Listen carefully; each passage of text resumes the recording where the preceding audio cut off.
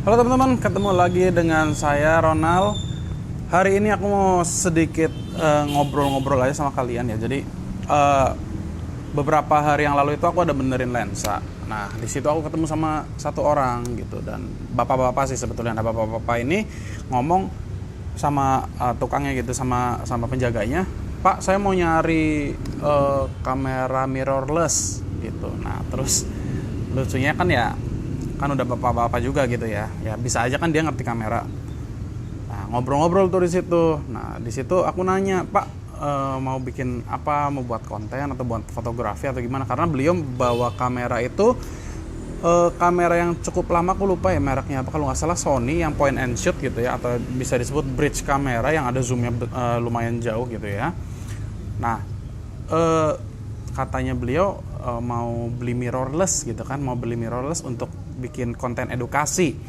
Nah di situ aku nanya satu hal, Bapak paham tentang aperture, ISO, shutter speed dan lain sebagainya nggak? Oh nggak, saya nggak paham. Jadi dari kejadian ini aku cukup tergelitik gitu ya, karena lucu juga nih, bapak-bapak pengen beli mirrorless karena kan sekarang trennya semuanya mirrorless gitu ya, tapi beliau nggak paham apa-apa mengenai fotografi. Jadi teman-teman, di video kali ini aku mau memberikan 3 hal yang paling penting, terutama buat teman-teman yang mau membeli kamera. Yuk kita lihat sama-sama. Oke teman-teman, hal yang pertama yang paling penting ya, ini yang mendasar sekali. Pertanyaannya itu adalah, apakah kalian paham tentang kamera? Paham di sini berarti bisa mengoperasikan gitu ya. Jadi kalau misalkan kita lihat nih di kamera ini, contoh kamera DSLR ya. Kalau kalian lihat di sini ada tombol putaran ini ya. Nah, di sini ada mode-modenya nih. Nah, salah satu modenya itu adalah mode M atau manual. Nah, di mode manual ini kita akan mengatur segala settingan kamera ini secara manual. Jadi kalau kita nggak paham sama sekali mengenai apa itu aperture, apa itu ISO, apa itu shutter speed dan lain sebagainya, maka fungsi ini sama aja tidak berguna sama sekali. Tapi pertanyaannya nggak berhenti di situ teman-teman. Pertanyaan selanjutnya dari pertanyaan yang pertama tadi itu adalah, apakah teman-teman mau belajar mengenai fotografi atau videografi? Nah, jika kalian menjawab iya, jika kalian tidak paham mengenai fitur-fitur atau tidak bisa mengoperasikan kamera dan kalian ingin belajar cara untuk bisa mengoperasikan kamera, itu berarti kamera yang harus kalian dapatkan itu adalah setidaknya DSLR ya, seperti yang ini, ataupun mirrorless. Nah, jika dalam kasus yang tadi yang aku sebutkan di awal, di mana bapak-bapak tersebut nggak paham mengenai kamera sama sekali, mengenai shutter speed, mengatur atau mengoperasikan kamera secara manual, maka pilihan terbaiknya ya buat teman-teman yang juga mungkin pengennya hanya pokoknya saya mau kamera yang siap foto-foto hasilnya bagus. Nah, mungkin kamera yang kalian butuhkan itu adalah kamera handphone. Kamera handphone yang kelasnya cukup bagus gitu ya. Ataupun juga kalau misalkan buat teman-teman yang mau nge-shoot video ya, kontennya konten video, bukan konten fotografi, bukan konten foto, maka bisa juga menggunakan camcorder atau yang kita biasa sebut juga handycam. Atau bahkan kalian bisa memilih compact camera atau bridge camera, di mana kamera itu sebetulnya sudah siap, gampangannya gini lah ya, kita pakai mode auto, tinggal buka, nyalain, tinggal shoot, pencet, dan sudah menghasilkan gambar yang cukup memuaskan. Nah, jadi pertanyaan pertama ini sebetulnya bisa menyaring, dalam tanda kutip menyaring, apa sih kebutuhan kalian. Apakah kalian pengen belajar fotografi, pengen belajar mengontrol kamera secara manual, atau kalian hanya membutuhkan sebuah alat untuk merekam atau mengambil foto, nggak perlu repot-repot, asal jepret langsung hasilnya bagus. Nah teman-teman, untuk hal kedua yang nggak kalah pentingnya dengan hal yang pertama tadi adalah kalian harus menentukan apa kegunaan atau apa penggunaan yang akan kalian tujukan terhadap kamera tersebut.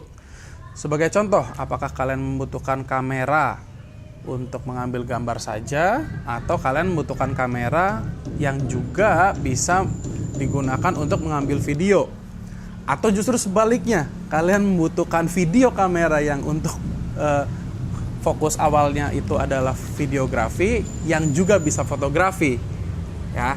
Jadi hal-hal seperti ini juga sangat menentukan pemilihan kamera kita. Atau kita menggunakan kamera itu hanya purely untuk sport, katakanlah sport fotografi, atau kita menggunakan untuk foto landscape, atau kita menggunakan untuk foto anak-anak, family photo. Jadi jika kita sudah menentukan kegunaan kamera yang kita butuhkan itu, nah kita bisa lebih spesifik nih mencari kamera dengan spesifikasi seperti ini dan lain sebagainya. Dan hal ketiga yang gak kalah penting dan klise pasti dibahas oleh semua orang adalah mengenai budget kita ya.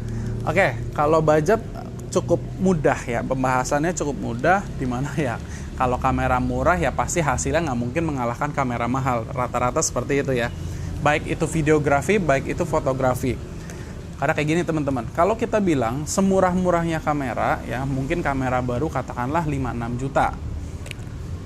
Semahal-mahalnya kamera ya, contoh seperti Hasselblad body only itu mungkin harganya kisaran 200 sampai 300 juta gitu ya. Jadi nggak ada batasan atasnya.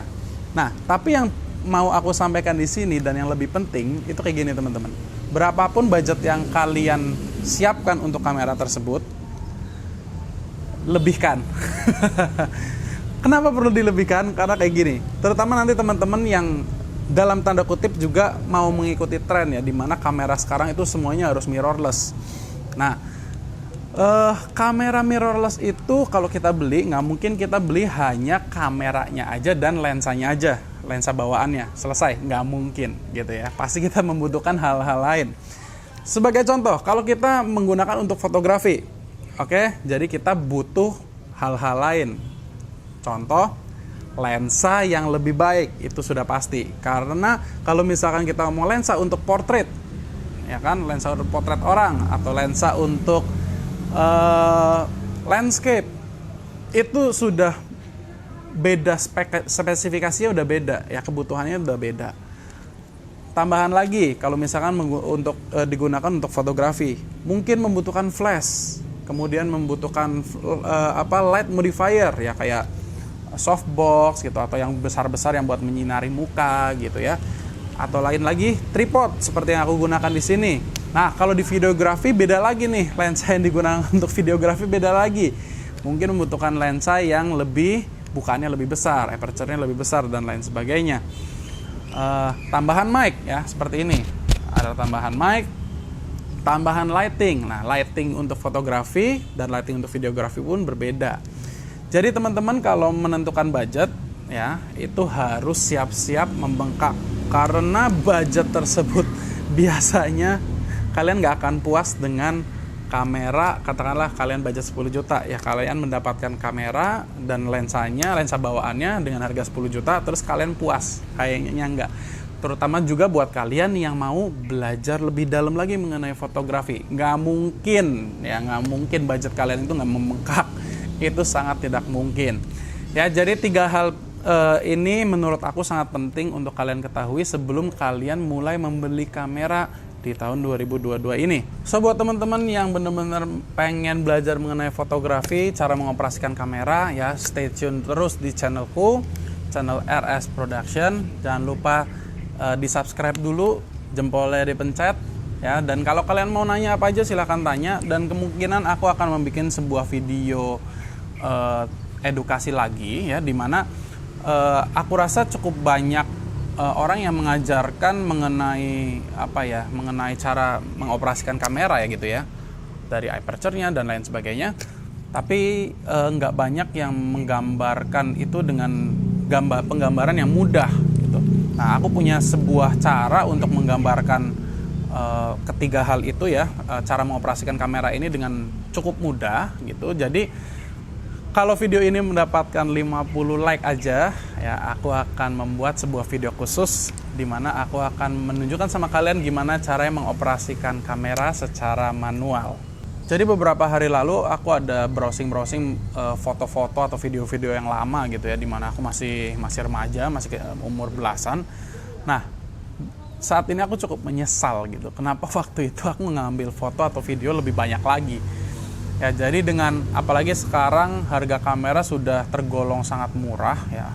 Kalau misalkan kita bilang contoh kamera-kamera full frame yang kelasnya pro gitu ya.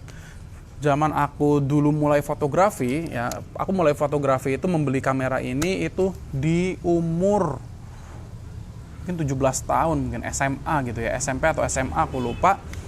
Nah, kamera full frame ya, spek profesional itu harganya semuanya di atas 70-60 juta uang dulu ya.